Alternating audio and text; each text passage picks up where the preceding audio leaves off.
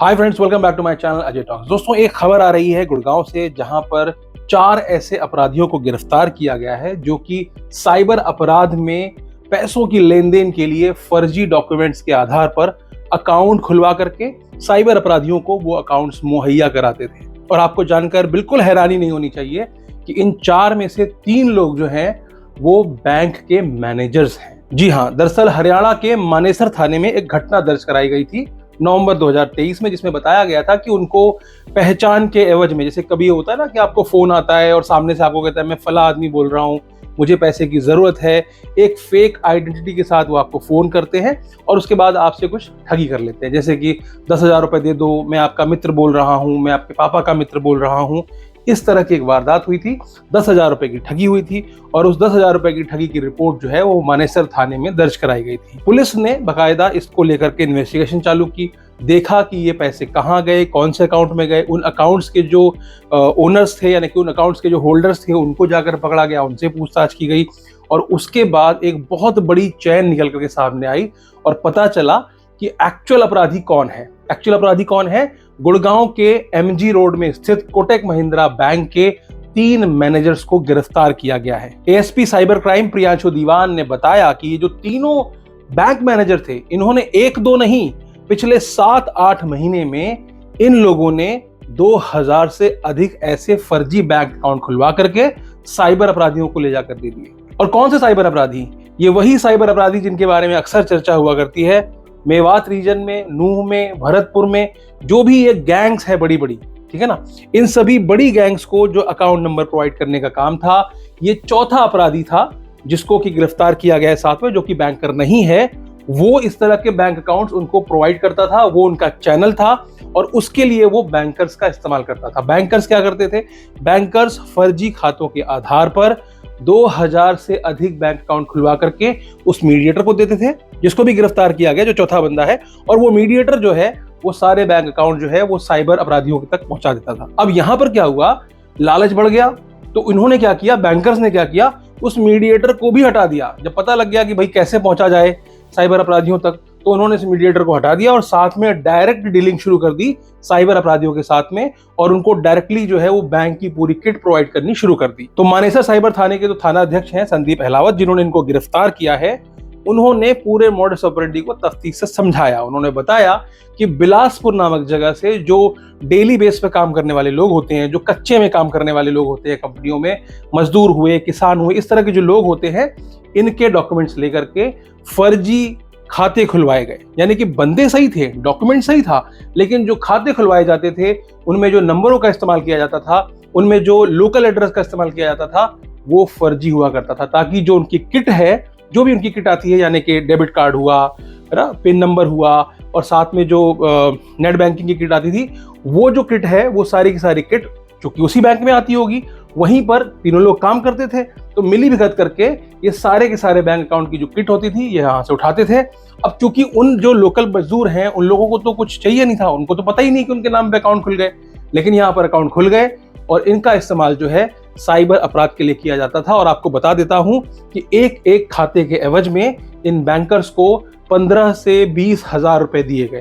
तो आप अंदाजा लगा सकते हो, अगर मैं सिंपल मैथमेटिक्स करूं, 2000 खाते, 20,000 रुपए, तो 4 करोड़ रुपए, 4 करोड़ रुपए इन बैंकर्स ने कमाए पिछले 7 से 8 महीने के अंदर। तो गुड़गांव के कोटक महिंद्रा बैंक की जो एमजी रोड की शाखा है, उसमें एक असिस्टेंट मैनेजर और 2 डेप्यूटी मैनेजर के पद पर तैनात इन तीनों कर्मचारियों को और जो उनका दलाल चौथा साथी था उनको भी पुलिस ने गिरफ्तार कर लिया है। इस जैसी तमाम घटनाएं आए दिन रिपोर्ट हुआ करती हैं। ऑब्वियस सी बात है, जब इतना मोटा पैसा दिखा दिया जाएगा तो इन लोगों का ईमान धर्म डोल जाता है, लेकिन वो ये रियलाइज नहीं करते कि ऐसा करके वो अपने देश के साथ किस तरह गद्दारी कर रहे हैं, किस तरह से वो साइबर क्रिमिनल के साथ मिले हुए हैं। तो एक तरह से क्या, पूरी तरह से पूरी जिम्मेदारी इनकी है, क्योंकि साइबर अपराधी अगर साइबर अपराध कर पाते हैं, जो भी ये घटनाएं होती हैं, लाखों लाख रुपए जो डेली के जा रहे हैं, तो उसका कारण क्या है, माध्यम क्या है? उसका माध्यम है बैंक अकाउंट्स। क्योंकि अगर बैंक अकाउंट ही नहीं होंगे, अगर किसी तरह बैंक इस तरह के मैकेनिज्म बना लें, अगर बैंकों के अंदर ये भ्रष्टाचार रुक जाए कि ये जितने भी ये फर्जी अकाउंट्स खुलते हैं फर्जी डॉक्यूमेंट्स के आधार पर अकाउंट्स खुलते हैं, उतनी मुस्तैदी हो जाए ताकि वो डॉक्यूमेंट्स जो भी दिए जा रहे हैं उनका अच्छे से वेरिफिकेशन हो और ये देखा जाए कि एक एक अकाउंट और साथ में मॉनिटरिंग की जाए कि जो भी पैसे डेली बेसिस पे आ रहे हैं, बता रहा हूं मैं आपको, एक एक अकाउंट में एक एक महीने में 50-50 करोड़ रुपए का ट्रांजेक्शन हो रहा है और बैंक को भनक नहीं लग रही है। ऐसा पॉसिबल है? नहीं है। आप लो बैलेंस करके देख लो। मेरा खुद का कोटक महिंद्रा बैंक में एक अकाउंट है और उसमें लो बैलेंस रहता है क्योंकि वो मेरा सैलरी अकाउंट नहीं है।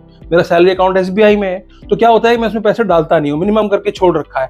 आए दिन क्वार्टरली बेसिस पे एक रिलेशनशिप मैनेजर असाइन किया गया है, वो मुझे कॉल करती रहती हैं कि भैया आप एक काम कीजिए, कुछ पैसा डलवा दीजिए, मंथ एंड चल रहा है, क्वार्टर एंड चल रहा है। मतलब मिनिमम के लिए तो आप इतनी पूछताछ कर रहे हो, लेकिन आप ये नहीं देख रहे कि एक खाते में 50 करोड़ रुपए आ रहे हैं और उस खाते का क्या आता पता है, क्या कंपनी है, क्या कंपनी करती है, क्या नहीं करती। और आपको बता देता हूं कि ये जो मजदूर है ना, ये कई मजदूर तो डायरेक्टर बने बैठे हुए हैं, उनको पता ही नहीं है कि वो कंपनी के मालिक हैं, कंपनी के डायरेक्टर हैं। 3 महीने पहले की बात है, दिल्ली में ही कोटक महिंद्रा बैंक के ही एक कर्मचारी थे, उनको भी एक साइबर अपराधी ने इस तरह से कॉन्टैक्ट किया था और उनको 10 लाख रुपए में 5 अकाउंट देने की बात की थी।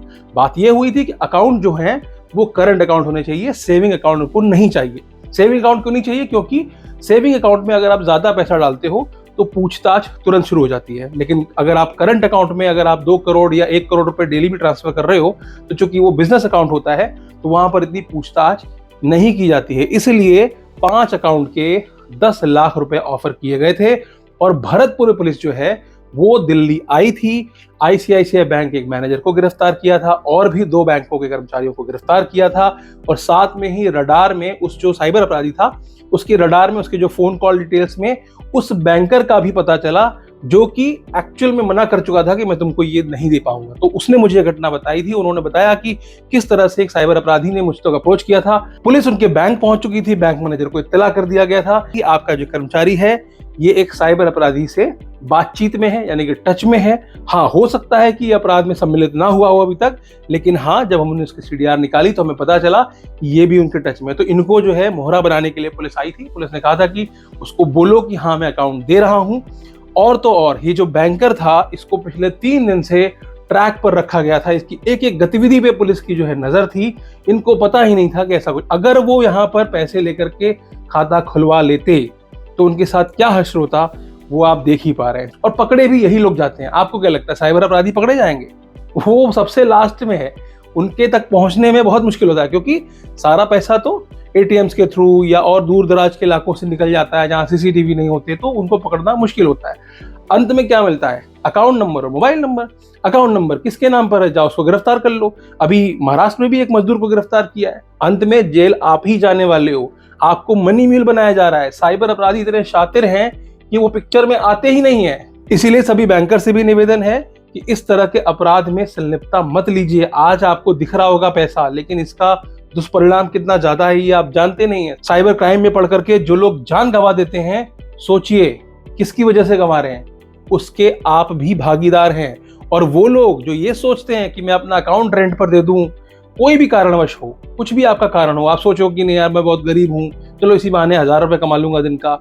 भैया, एक तरफ तो आप खुद अपने ऊपर मुसीबत मोल रहे हो और दूसरी तरफ जिसका पैसा जा रहा है उसकी हाय भी ले रहे हो। तो मैं सिर्फ इतना ही कहूंगा कि बैंक अकाउंट के मामले में बहुत ज्यादा सावधान हो जाइए। और शुक्रिया है उन पुलिस वालों का भी जिन्होंने इस 10,000 रुपए की कंप्लेंट पर कम से कम एक तफ्तीश तो की, जहां पर इतनी बड़ी चीज सामने निकल करके आई। क्योंकि आमतौर पर यही आरोप होता है कि यार छोटे अमाउंट साइबर क्राइम में जाके दर्ज करा दो, तो वो यही कहते हैं, भगा देते हैं, कहते हैं अरे ठीक है 10,000 रुपए गए तो गए।